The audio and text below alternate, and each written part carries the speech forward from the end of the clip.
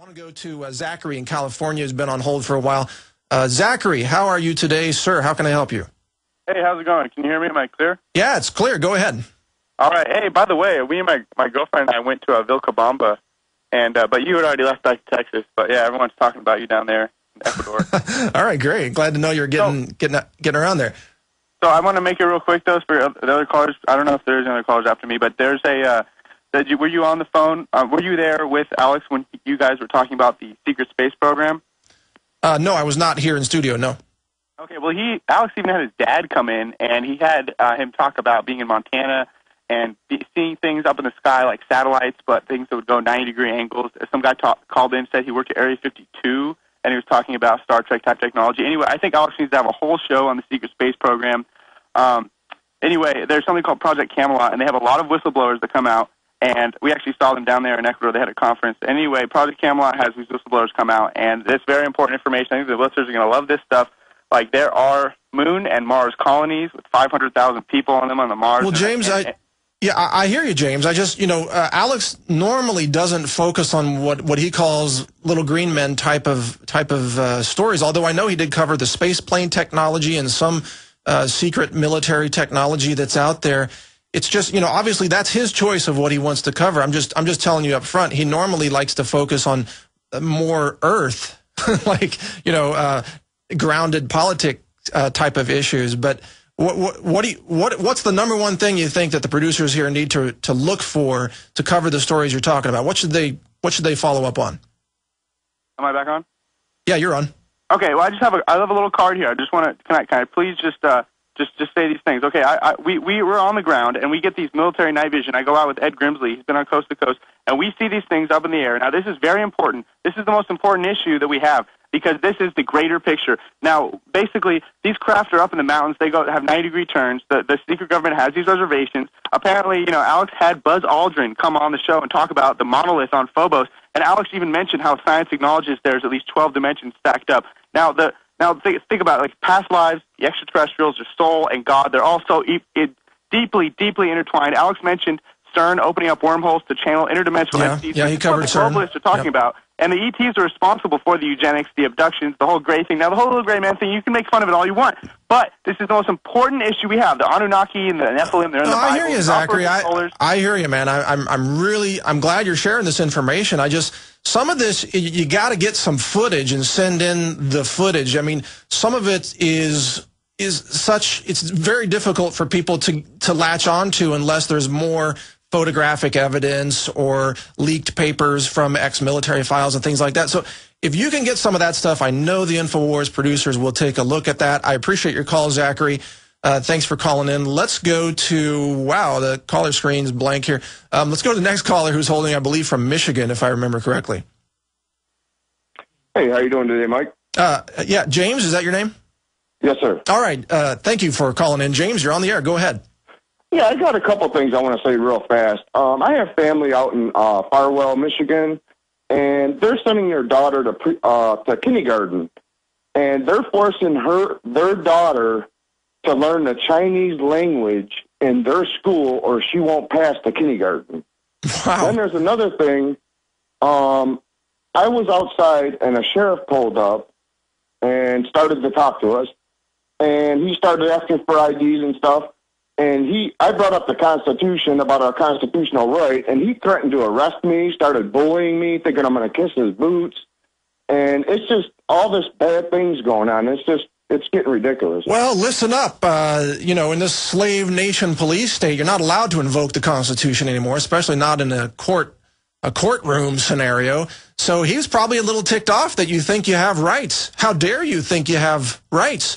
Now, about learning Chinese in kindergarten, first of all, I don't know how much Chinese a kindergartner can even learn. I mean, it took me years to speak some of that language as an adult, and I'm still not totally fluent in it. But, Chinese is obviously a useful language to know in terms of what's happening with our world. But I agree with you that no one should be forced to learn Chinese or Spanish or any other language. It should always be a choice, and it should be up to the parents and not the school system shoving these issues down the throats of these children. Is there anything else you wanted to add to that, James? Well, it's just I can't believe how our sheriffs are trying to be bullies to us because we're bringing up the Constitution. They're sworn to protect the Constitution. You know, and most of the time, sheriffs are actually, you know, like Sheriff Mack, who's been on this show. Sheriffs, by and large, tend to be the good guys. So you must have run into a bad apple out there who just is on a power trip or an ego trip or something like that, James. Yeah, you're right. That's what he was, too, because he called back up and got out of his car and got all loud with me and threatened to arrest me. And it's just getting terrible nowadays. Yeah, you're right on. I appreciate your call. Thanks for sharing that with us. And folks, remember, do firmly stand up for your rights, but don't escalate situations with sheriffs or even police because they are trained to fight escalation with more violence on their side. So stay calm, stay chill, state your rights, know your rights, and stand firm in your belief that you are protected by the Bill of Rights, and you'll have more leverage in those kinds of encounters. But thanks for your call. Now, Richard in Indiana, just thanks for joining us, but want to warn you, we're about to go to a break. But very quickly, Richard, what's on your mind and how can we help you? Hi, Mike. It's a pleasure. I wanted to ask what you mentioned earlier in the broadcast about forced inoculations, and I believe that, too, will come to pass. When that happens, how do you think this will play out when people such as myself that's on retirement, and it goes as far as shutting your Social Security check off, your bank down, how do you think it'll play out when there's millions of us who are informed and will say no? Where do you think this will go? Well, that's a really good question, Richard. I was actually pondering that as I drove here today to be on the show. And the first thing I realized is you have to be able to track people. So they have to have a tracking technology in place. Now, whether that's an RFID chip, which they're calling now electronic tattoos, or whether that is a vaccine bracelet or some kind of paperwork that you have to carry around, I'm not sure yet. But that's step one. So they got to have a vaccine tracking technology. I think that's where some of the military defense contractors are coming into play. But then secondly, you got to look at the quarantines. If they mandate vaccines, those who refuse to be vaccinated are very likely to be quarantined, which means perhaps the CDC would be leasing camps or facilities like FEMA camps from FEMA, just as an example, and then making those quarantine camps where they throw you in with all the other people who have refused the vaccines. I mean, what do you think about that scenario? Does that sound like a reasonable way this might play out? Yeah, and I wondered about that becoming reality. Would there be house-to-house searches? And if you said no in your doorway, give me liberty or give me death, what do you think would happen? Well, I think they would just shoot you, frankly, because that's what they've been doing increasingly now. Very violent government raids, armed raids. I think they would become quite violent. Richard, I want to continue with you on the other side of this break if you'll stay on hold with us.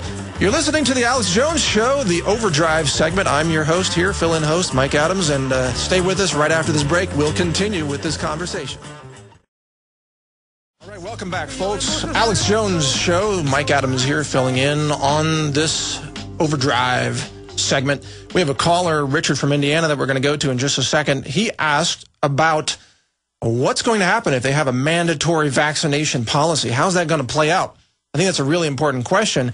Now, if you recall, the Institute of Medicine that we talked about with Alex here on the air before the Overdrive section here, the Institute of Medicine will undoubtedly be cited as the authority claiming that vaccines are perfectly safe and therefore mandatory vaccination policies are good for the nation. So watch for that.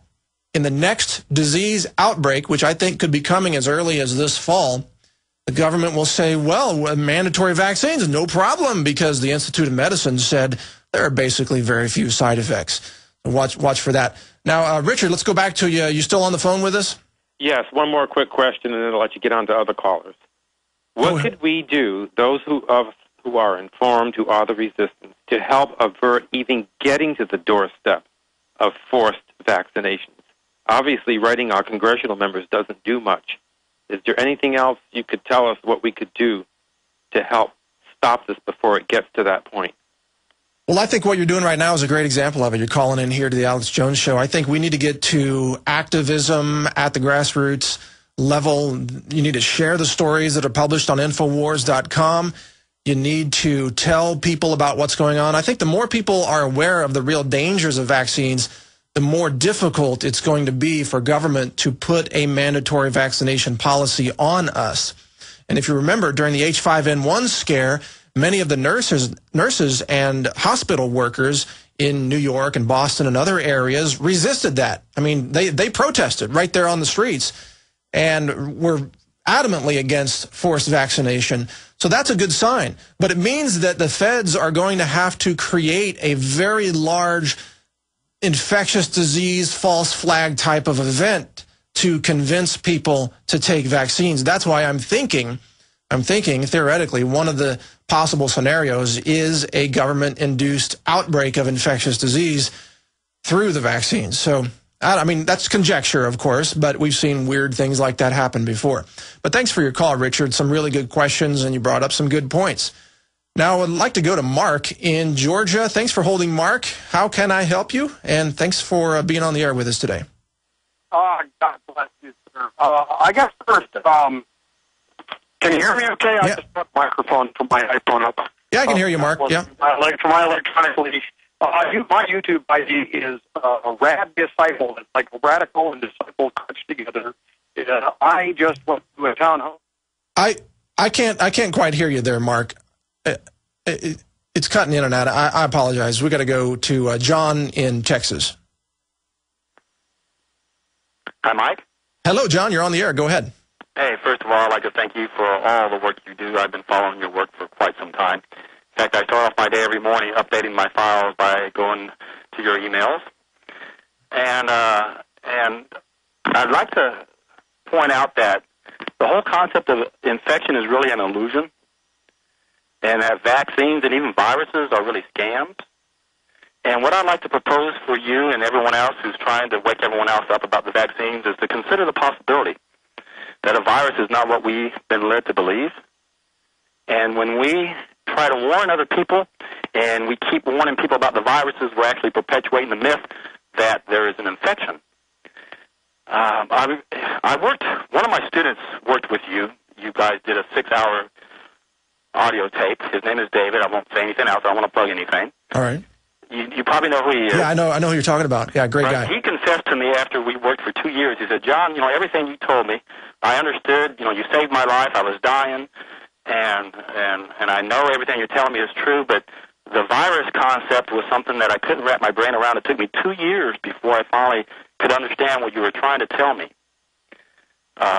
And I'd love to send you some information if you're interested on this to find out more about it. Well, let me for those who are listening, and it might be, this is sort of new information for a lot of people, but I know exactly where you're coming from. In modern medical science, there is a reductionistic point of view where everything has to be a physical object. And they say that a drug has to interlock like a key in a lock with a molecule. It has to fit like a physical tumbler system, and then that unlocks the molecule. I mean, that that's fiction. I know that that's fiction, but that is the terminology by which most people, even those in alternative health, currently talk about things today. And I'm sorry, John, we're out of time here in this Overdrive segment. You raised some good points. We'll get into more of that later, but I just want to thank those for listening here today. Thanks for joining us here on the Alex Jones Show. Thank you for your calls. Thanks for having me on as a guest, Alex. And join us in the future. The retransmission of this entire program begins right now. You don't need me to tell you that humanity is in a deep crisis. Everyone can feel it. We know a tectonic struggle is now taking place between the forces of freedom and those who love darkness, bondage, and enslavement. Yes, my friends, evil is rising. But take heart. For every action, there is an equal and opposite reaction.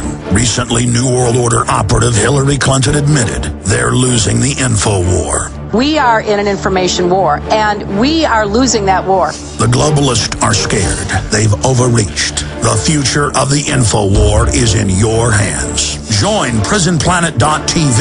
Download the thousands of special video reports, ebooks, and more, and get them out to everyone you know. Continue to spread the word about the broadcast on YouTube, Facebook, Twitter, and every other globalist propaganda platform. We are going to use their system against them. The info war now goes into high gear.